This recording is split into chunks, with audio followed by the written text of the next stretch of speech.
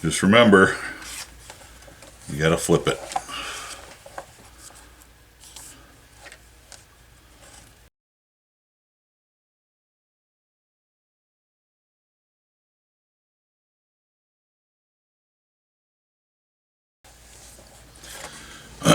And if you feel like it and you feel comfortable enough, go ahead and punch your slots. They should all line up. Should line up perfect. Yeah, that's not going to happen. So, let me cut these two apart here. And it's just easier for me if I separate everything. If you're not comfortable cutting freehand, don't. The straight lines I'll usually do with a ruler.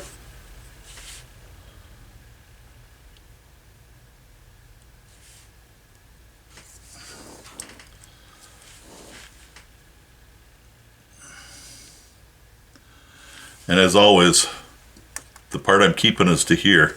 I'm cutting away from it.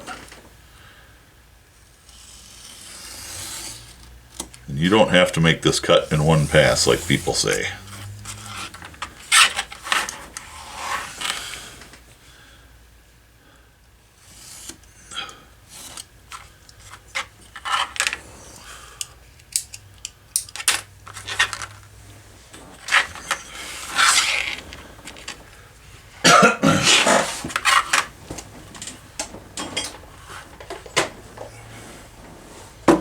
So I'm going to try this one. I'm going to punch these holes and try it.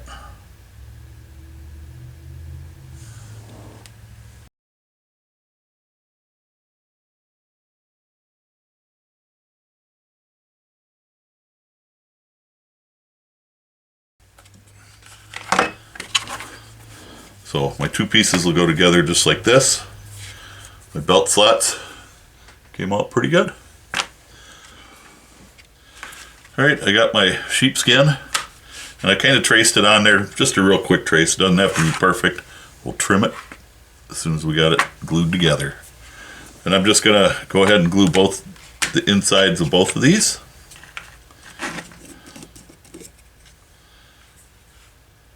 Who's a little stiff today?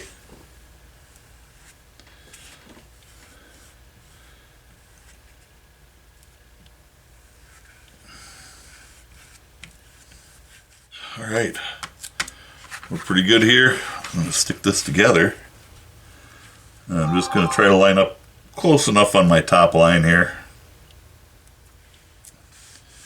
And I want to work from the inside out and the top down.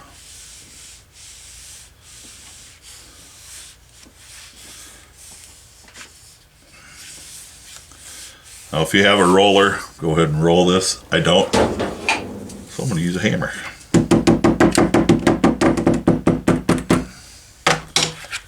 Then we'll just trim that off.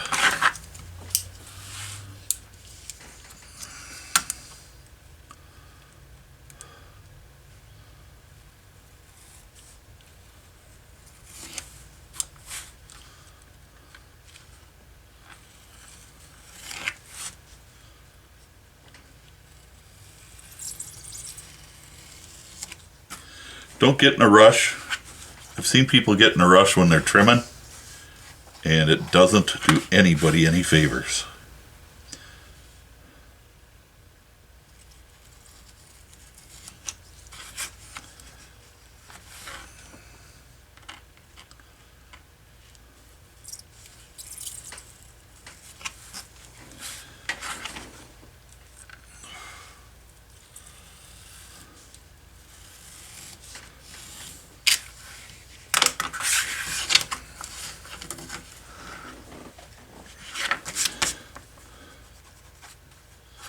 So my lining leather is just a 2 to 3 ounce calf hide, and I like to use that or sheepskin.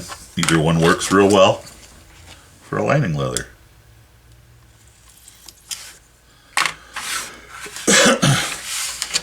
It won't matter. So I have to draw my lines on the inside here so I know where to stitch and all. wrong holster. There's the pattern parts I need.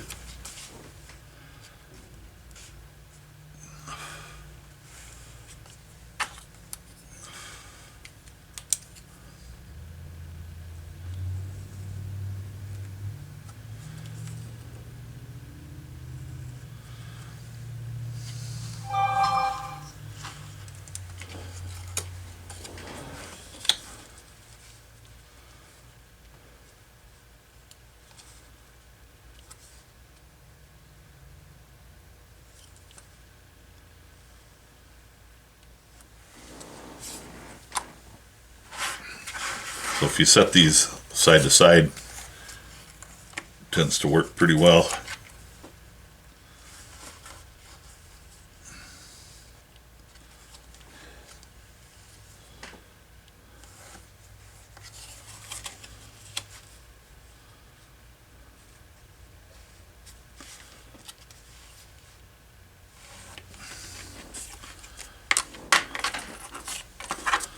So there's that.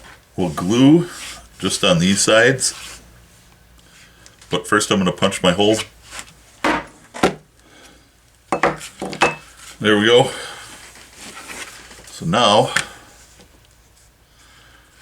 we know that we need to stitch from line to line and line to line. We're going to bevel, finish, all that kind of stuff on those edges real quick.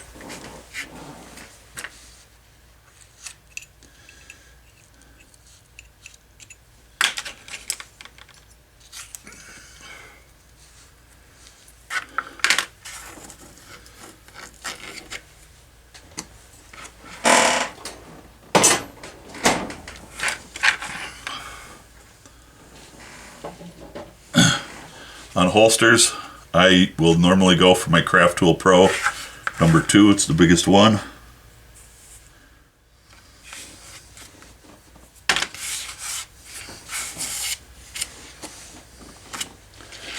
All right, and we can go ahead and bevel or burnish that a little bit. It's going to change a little. I probably should have sanded it first.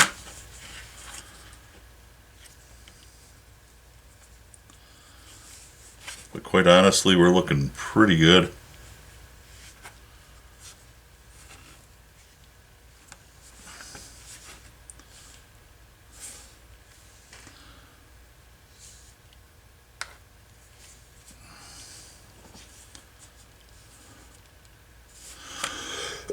Good enough that I'm not going to worry about it.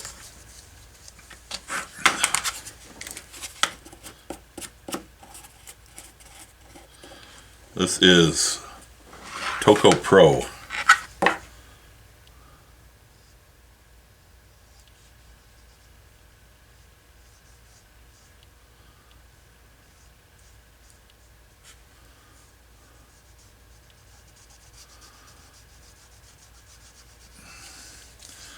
You know what? I should just go ahead and do this top edge too.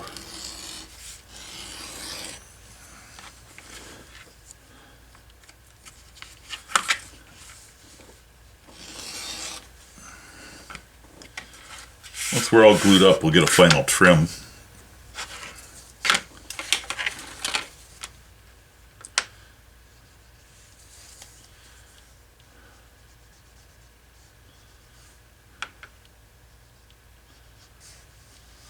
That does a pretty nice job. I don't care what you say. So I am going to leave it at that for now. We're going to stitch that up in just a minute. Alright, I want to let that token all set up. I think I'm going to go in for the night because it's a little chilly in here. I'm going to sand these a little bit and do them one more time. As usual, I mean, little sand, quick sand with some 320 or something. And I'll be back tomorrow. Alrighty, not 100% sure where I left off. I think I'm in the right spot though. I got my top and the bottom burnished. Really nice. So that came out pretty good. Nice and smooth. I have to stitch along the top between my marks here. Just because, well, we're not going to be there. So I need to transfer these marks to the front. I want to punch all my holes from the front side. So I'm going to just take a pencil and I'm going to kind of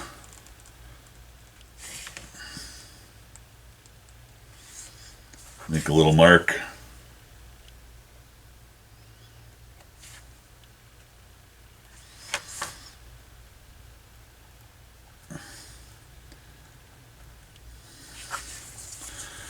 Do the same on the bottom.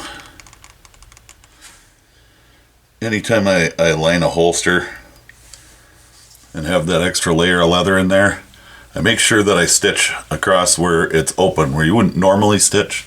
This one I won't stitch on the top and bottom because it's only a single layer of leather on each side. This one I want to make sure is done just so that lining leather stays where I put it.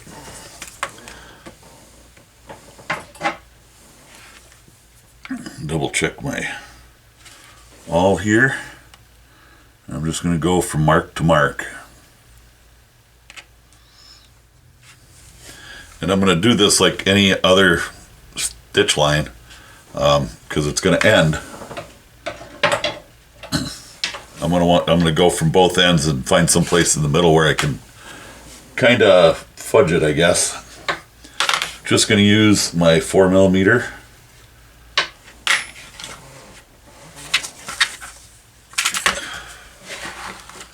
So I've been trying out this Toco Pro and in place of Toconol, and I like it better. It's thinner. It's not as thick as Toconol, but I like it better.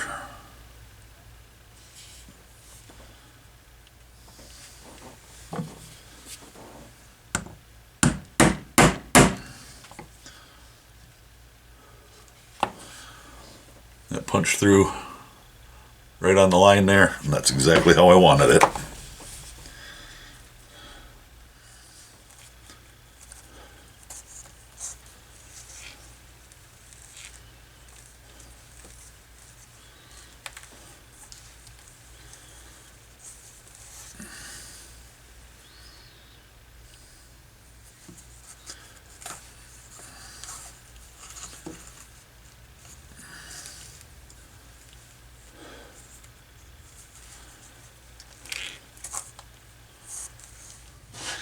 So with my ends here, I had to take the one needle that came out this side.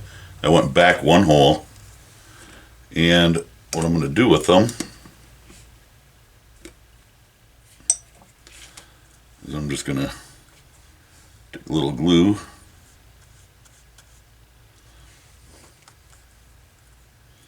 try to get a little on my threads as well. But I'm just going to lay them right in here. They won't be in the way of anything, and you'll never see those ends. And that's just the way I do these. I'm going to glue that, and there's going to be another piece going over it, so you'll never see them. And that's just kind of one way of doing it, I guess.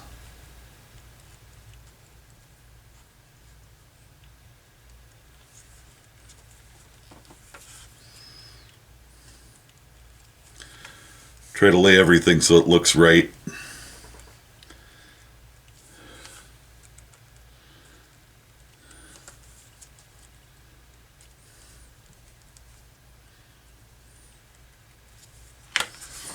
So it looks just like that when it's done. I'm going to go ahead and get the rest of this top and bottom stitched up, and they're going to get done exactly the same.